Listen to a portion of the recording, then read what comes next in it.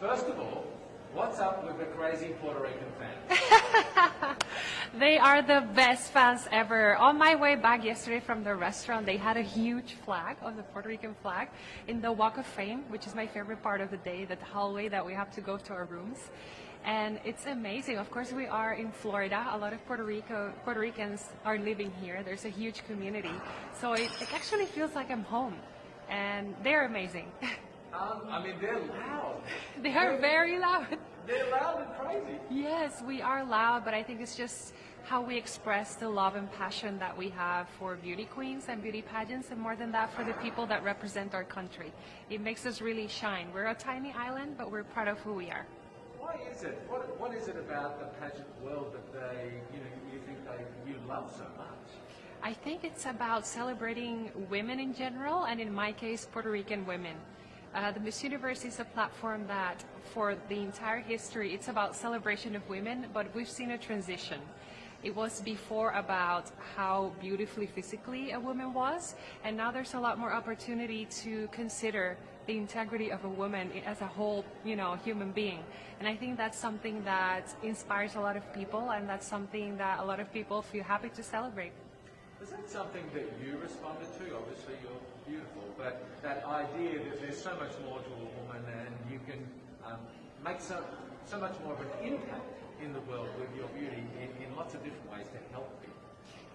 Yeah, definitely. I think when we talk about beauty, well, I actually see beauty as a privilege that we don't often talk about. Because when we talk about beauty, if you meet the standard of what's to be beautiful, you often get a lot of trust, you often get a lot of acknowledgement, better treatment sometimes.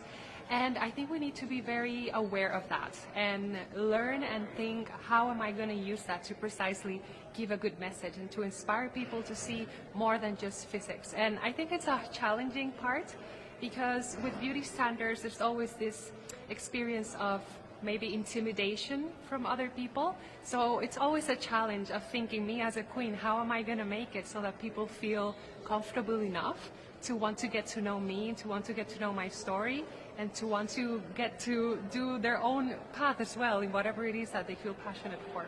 And how then do you adjust when you're dealing with people, in the regular world? How do you adjust your approach to sort of gain confidence, trust, get their support? What do you do? I think it's about keeping in mind that even though you're carrying a title and there is a responsibility with it, there is a huge need to connect with people. And to connect with people, you need to be real. You need to be aware of the struggles of your community. You need to know what are their needs.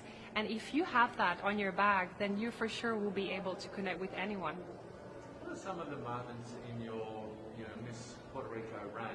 Some of the moments that have been really special to you? Oh, I have to say, I've been loving the rehearsals.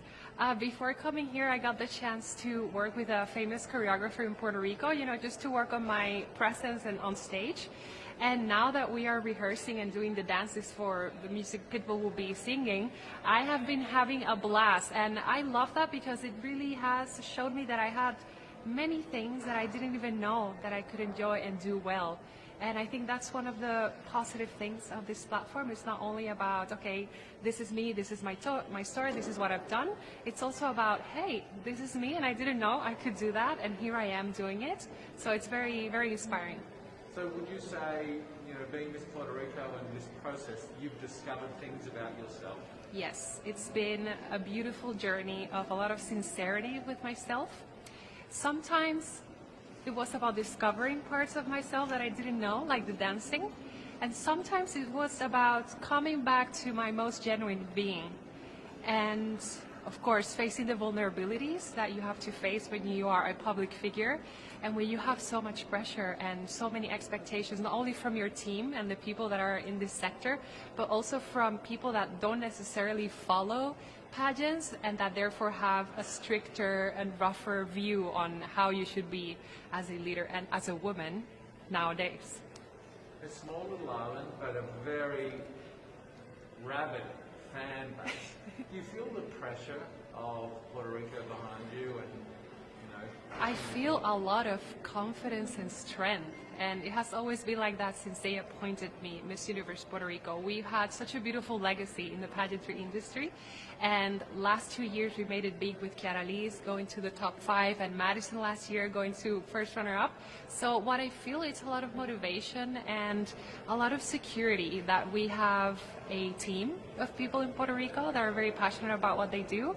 So I don't feel pressure. I just feel super excited to be able to contribute to that legacy Puerto Ricans have. Wonderful. I don't want to keep you controversial, but I do want to ask you one more question. Yes. What do you think, coming through this Miss Universe sort of process this week, meeting some wonderful people, making some new friendships, what do you think you'll sort of think and feel and learn about yourself coming out the other side? There was always going to be a moment of doubt when you are in any kind of situation in life that you have to prove yourself to yourself. It's not about proving yourself to others, but about yourself. And these weeks have been, well, this week, it feels like these weeks if we've been working so hard, but it has been about that as well. And one of the things that I've appreciated is how I behave and how I think of myself in regards to the other girls that are competing with me. And it has offered a moment for me to review and rethink how I want to spend this week, how I want to interact with the girls that I feel, oh my God, she could actually win. And I think it's about being sincere at heart and trying to enjoy the best moment of my life, because this is pretty much one of the best experiences in life, and I am very proud. I'm very proud that I'm here. So how has life changed for you on a day-to-day basis? Miss USA, what's different? My whole life is different. I became a celebrity overnight per se, and I have a lot more followers. I have a lot more of engagement and people that are watching my every move, and I absolutely love it, but at times it can be a bit difficult. So it's been different, but it's been so much fun at the same time, and being able to interact and have all these virtual appearances on Zoom, working with different organizations and different partnerships and charities has been so much fun. You say you're a celebrity, and you are a bona fide celebrity, but how have you had to adjust, or not, who you are with this newfound voice and platform? How is Asia Miss USA different to just Asia? I don't know that there is much difference between me as Asia and me as Miss USA. I've always just been authentically myself. That would not come out. Yes, I've always just been authentically myself, and I realize now that my voice does have a broader reach, and I am able to make a larger impact, which is just a bonus on top of being myself. And what sorts of things are you focused on with your voice and your platform? I focus really on criminal justice reform, prison reform, and so finding different organizations to partner with and to continue my advocacy and raising that awareness worldwide, and just really making an impact. I hope to continue doing that even after my reign.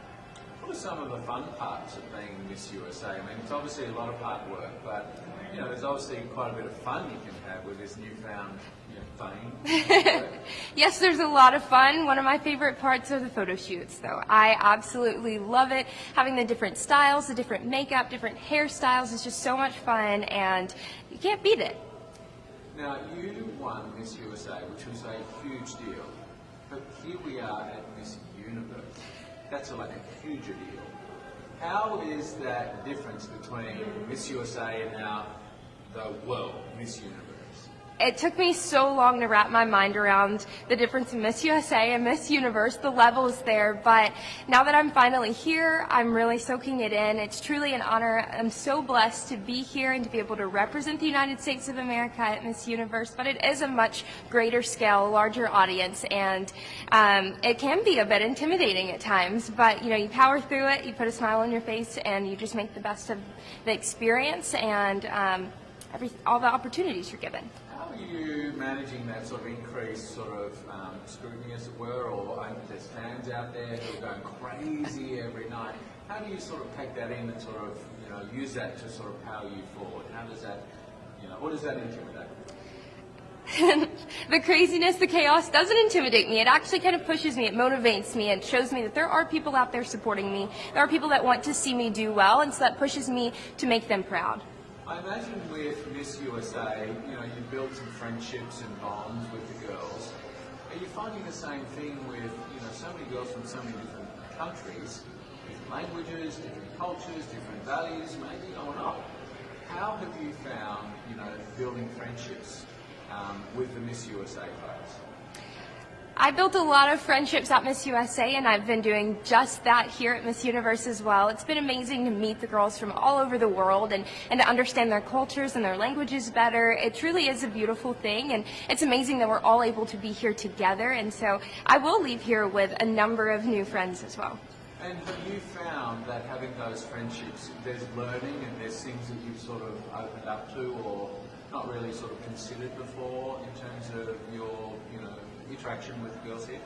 Absolutely. My mind has been open to so many different things and so many cultures, and I have a better understanding of the world out there that I haven't yet experienced for myself. I'm able to experience that through the contestants, and so it has been a beautiful thing, and I'm excited to continue learning more, and I've already learned so much. Now, when we're allowed to travel, given that you've made some friendships here, what's the first country you're going to? That's hard. I have an entire list of countries that I want to go to when I leave here, but definitely on the top are Curacao and Australia, just because I've always wanted to go to Australia. I want to go to a kangaroo sanctuary, and I want to go to Curacao and visit my roommate and go horseback riding. So I have all these things planned out that hopefully I will get to do as soon as the world is opened back up. Now, switching a little bit to the business at hand. Here we are, Miss Universe. You're Miss USA competing in Miss Universe. This is serious business. Yeah.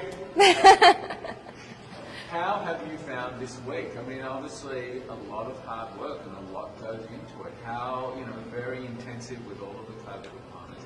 How are you holding up this week in the Miss Universe competition? Well, I think my grateful heart has made it really easy for me to hold up here, because I'm just grateful that we're able to have the competition, that we're all able to be here, and we're here safe, we're COVID-free, and it's been great. You know, it's been different, and so, you know, you do have to take those differences into consideration. It's not like competition in years past, but at the same time, it's as close to it as it can be given the circumstances. And so I've just been powering through each day, looking forward to rehearsals, looking forward to interacting with the ladies, and just making the most of the experience overall.